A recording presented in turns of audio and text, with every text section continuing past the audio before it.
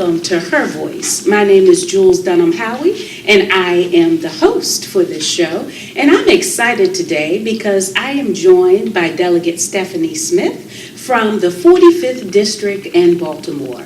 And we are going to get an opportunity to learn about Delegate Smith and get a sense of who she is and what she's trying to achieve in the legislature.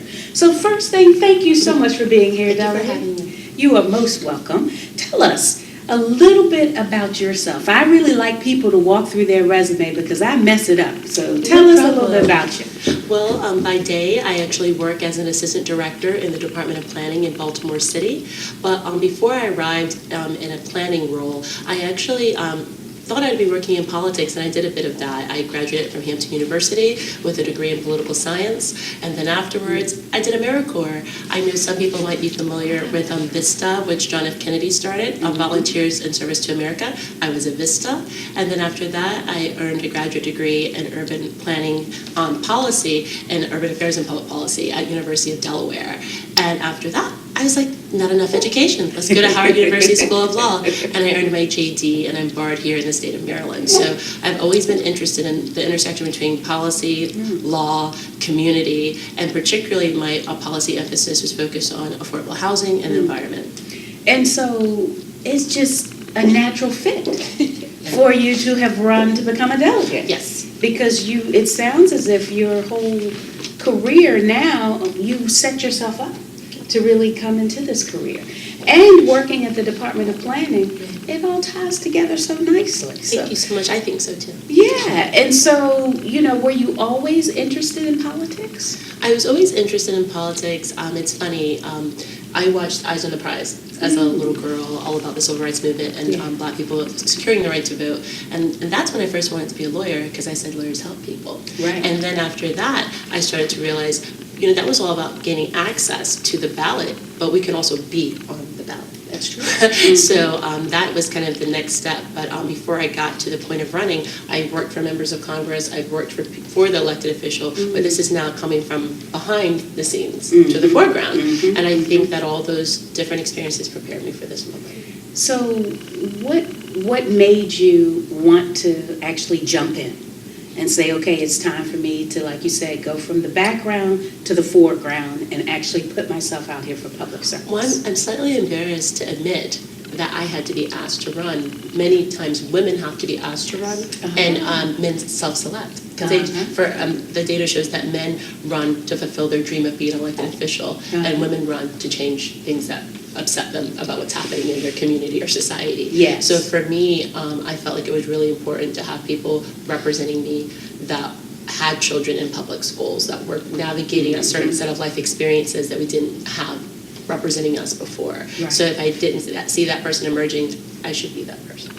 Wonderful. That's awesome. So this is your first term, and what have you set forth as being your goal? What are you trying to accomplish in your first term?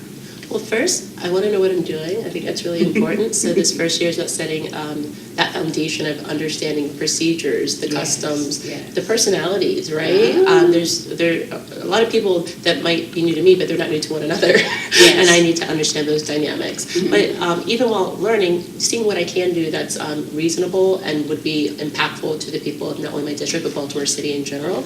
So I was very interested in how we could improve the outcomes for our police department. As we know, it's beleaguered. So along with my Senator Corey McRae, we cross-filed bills that would allow the commissioner, because technically it's still a state agency, give that commissioner the flexibility to repurpose or redesign our police districts, because they haven't been touched in decades. So as populations have shifted, we have inadequate amounts of police in different places because he or she as a commissioner could not make those changes on their own independent act of the legislature. So they had to have policy in place to do that. And it has not been there. I actually will be talking about that bill a little bit later in a committee.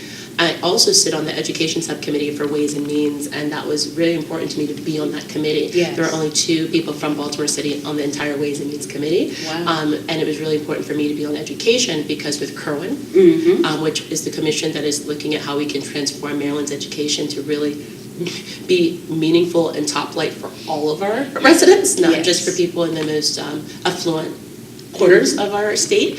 I thought it was really important to be that voice about the needs, not only of Baltimore, but of communities of concentrated poverty across the state, to lift up the needs, to make sure our funding formula gets to the people who need the funding the most. So would you say that's your passion, or is there something that really just excites you?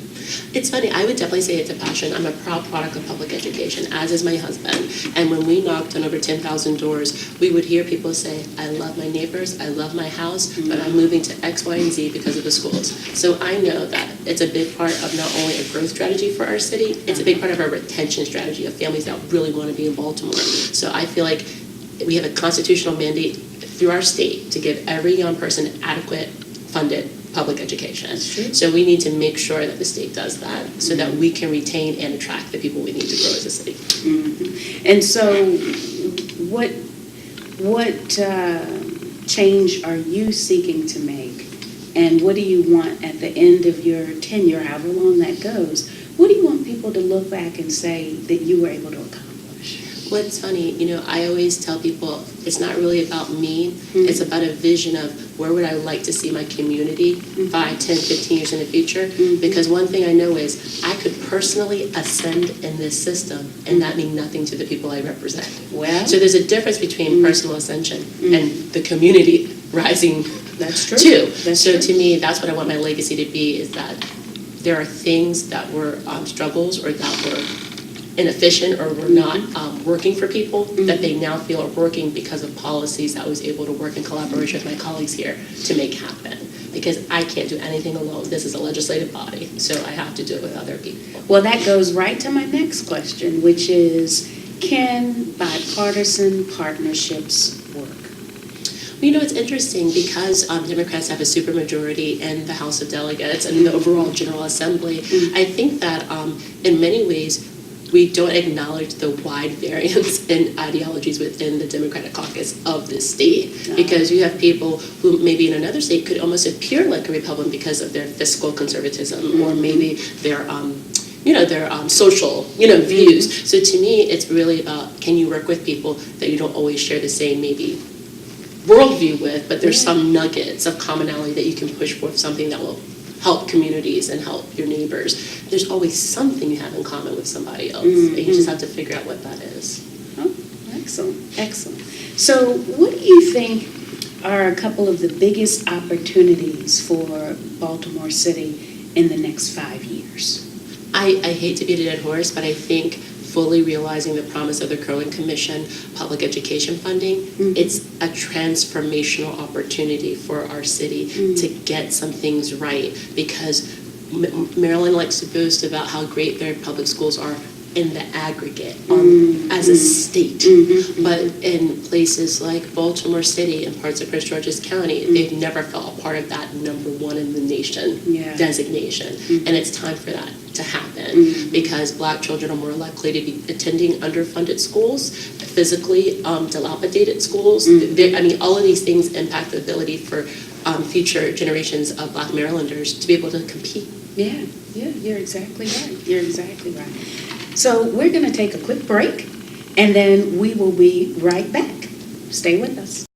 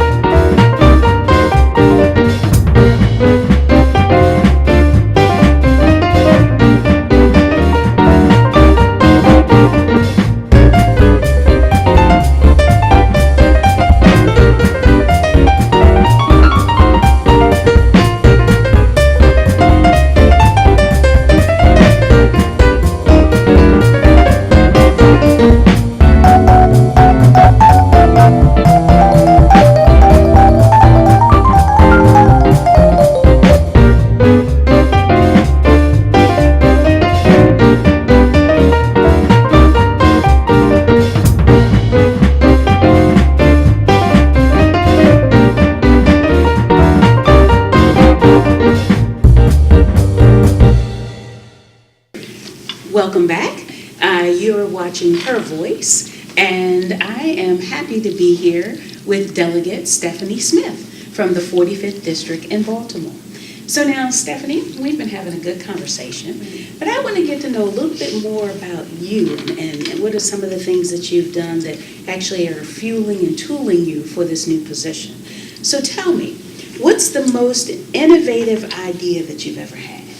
Well, so when I was in graduate school, I decided that I wanted to focus on an affordable housing question that many people hadn't thought about. Mm-hmm. When people think about manufactured homes, they tend to forget that people own the homes, but they don't own the land that it's on. They pay a lot rent. So I partnered with AARP to do some of my research, and I realized senior citizens are overrepresented in manufactured home communities. Mm-hmm. They often were trying to retire there, to downsize, and unfortunately, because they couldn't control their lot rents, sometimes new owners of these communities would double and triple their lot fees. Wow. How many of you could double or triple your mortgage or rent on a dime or a turn? Yeah. Most people can't. Exactly. So what I was researching was the feasibility of establishing a cooperative where the people who lived in the community could own the manufactured home community so that they could control the lot rent so they wouldn't spike based on who owned it. Yeah. So I worked on that in graduate school, and I graduated in 2006, and by 2008 it became a state law giving the option for manufactured home residents to purchase their communities in the state of Delaware. That's phenomenal. I mean, you saw a problem, and what I love about it, and that's why I like this question so much, you took the problem and you said, okay, let's find a response. And you did the research, and then you packaged it, you figured out who needed to be at the table. My master's analytical paper was focused on that. Your whole paper's, that is just awesome. Yeah. And so, from that, what do you see as the keys out of that type of experience here with you in the legislature? You got to be creative. I mean, it's really easy to identify everything that's wrong. Mm-hmm. It's a lot harder to think outside of the paradigm we've all been kind of born into about things actually don't have to be the way they are. Yeah. They can be different. Mm-hmm. And I know one of the things that I love about children, and I think that's also why I care about the education of children so much, is that they are naturally more curious and more creative because they haven't been kind of beaten down by convention and those expectations that we have as adults. So I think that many of the challenges that face Maryland and specifically face Baltimore, it comes down to doing things differently, thinking differently, acting differently. I believe we have everything that we need within our city. We just need to activate our strengths in a different way because they're there. You're an out-of-the-box thinker, and I absolutely love it. I just love it. So now, but I want to understand, does this have national implications? Absolutely. One of the things that I think people are realizing, for example, with the gun control debate, no matter what side of that issue people are on, they tend to realize you can't have a state-specific strategy. It either pretty much needs to be national or not. Mm-hmm. And unfortunately, because we are very close to other states, for example, you can have a really strong set of standards in one state, but someone can drive an hour somewhere else and get that gun. Yeah. So I think that oftentimes there is a reason to defer to states and localities on certain issues, but when you really want to create a standard for our nation on public safety, if you want to really create a standard for the fairness of our tax system, those are things that really have to happen at a national level for it to be equitably experienced for all Americans. So tell me this, what keeps you up at night? Well, thinking about my sons. I have a 3-month-old son and I have a 4-year-old son.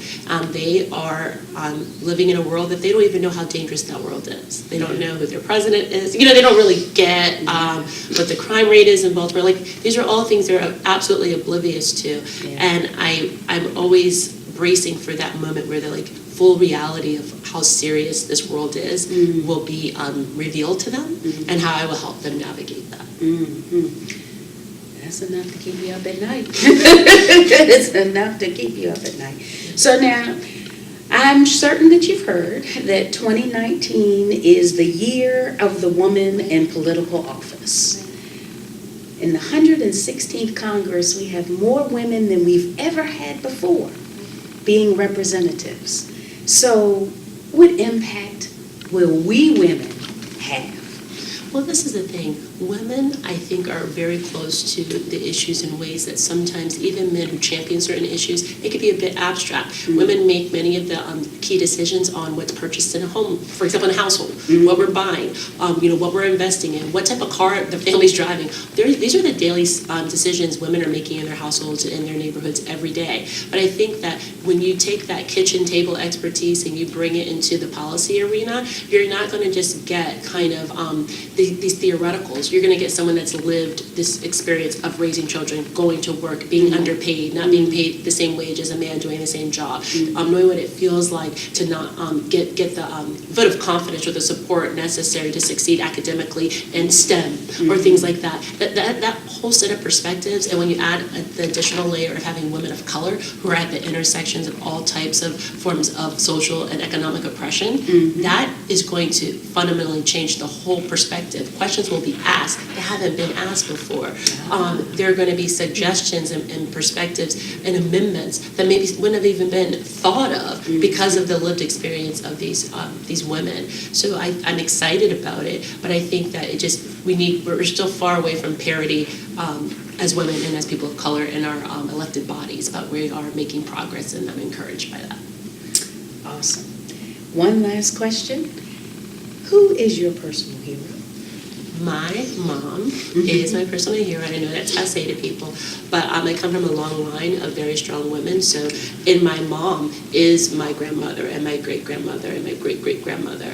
And these are women who, depending on the moments in time in which they were born, they didn't have the right to vote. Or my mother, she remembers going to segregated schools and then integrated schools. So she's that generation that experienced both Jim Crow and, the successor to Jim Crow, which is not necessarily as great as we... Integration, right? Yeah, integration, but I'm just saying, it wasn't always easy either way. And I think just seeing how she has navigated her life, personal challenges with grace, and the way that she helps my household to run so that I can be here working for the people of Maryland, I wouldn't be able to be here without my mother's support. Wonderful. Well, we have had a wonderful... Oh, we're going to go to break. And we'll be right back.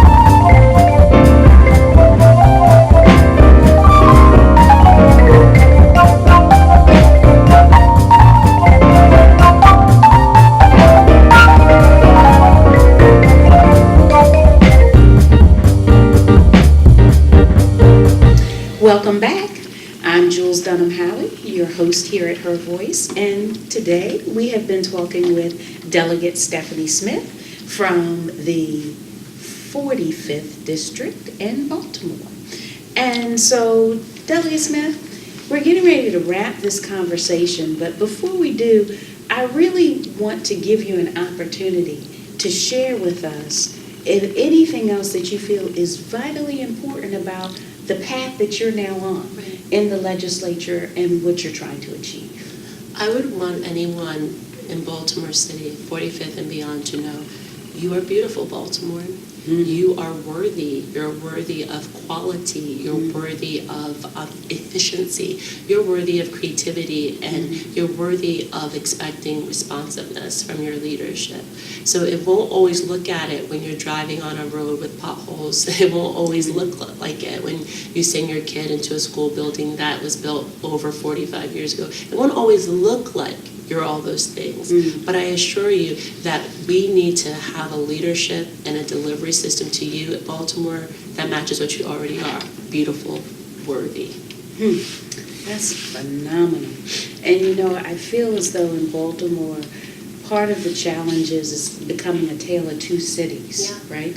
And even if you look at the statistics, which I was taken aback to realize that we have lost I think over 20% of the African American population out of the Senate. That's the last discussion. We're always talking about how to attract rich white people, not acknowledging we're losing not just middle, but even lower middle class Black families all the time. Exactly. And we're only 60, I think. 62, 63%. 3% exactly of the population of Baltimore City. Right. And so, therefore, it is vital what you said, that we appreciate this is still our city, and that we should still hold people accountable. That's right. And so with that being said, do you mind if they contact you? No, I don't mind. You can reach me on my email, which is thankfully very simple. It's stephanie.smith, and Stephanie is spelled Stephannie. Please reach out to me. My email is stephanie.smith@house.md.state.us. And my first name, Stephanie, is spelled Stephanie. Well, there you have it. We have had a phenomenal discussion with Delegate Stephanie Smith from the 45th. And I just thank you for being with me on Her Voice. And I do hope that you'll come back again. Of course. Oh, thanks. Of course. Thank you for being with us. And please tune in again for our next episode of Her Voice. I'm Jules Dunham Howey, and it's been great being with you.